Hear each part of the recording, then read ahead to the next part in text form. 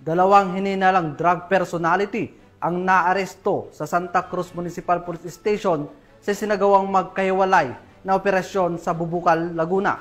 Ang report mula kay Patrolwoman Priscil May Urbano. Tinatayang humigit kumulang 500K halaga ng hinihinalang shabu ang nasabat sa dalawang drug personality sa isinagawang magkahiwalay na bypass operation ng mga operatiba ng Santa Cruz Municipal Police Station nito lamang ika-6 ng Agosto taong kasalukuyan. Kinilala ang mga suspect na sina alias Nino, residente ng Santa Cruz, Laguna, at si alias Jane, isang high-value individual mula naman sa Bay, Laguna. Ayon sa ulat ng Santa Cruz Municipal Police Station, unang isinagawa ang operasyon laban kay alias Nino sa Barangay Bubukal, Laguna. Nahuli ito matapos bentahan ng hinihinalang shabu ang isang undercover police na nagpanggap bilang pusher buyer.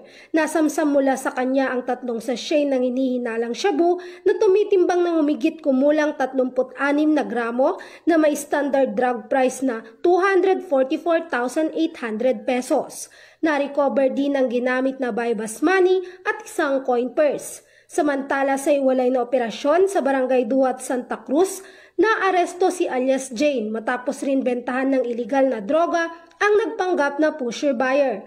Nakuha sa kanya ang 7 sachet na hinihinalang shabu na tinatayang may timbang na 52 gramo at nagkakahalaga ng humigit kumulang 353,600 pesos. Kasama ang bypass money, isang coin purse at isang cellphone.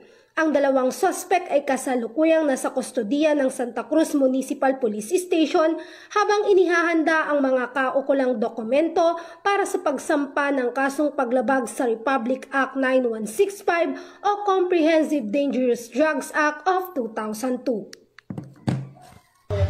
Mula dito sa PRO Calabarzon, ako ang inyong Police News Network Correspondent, Patrolwoman Priscil May Urbano, alagad ng batas, tagataguyod ng balitang pulis.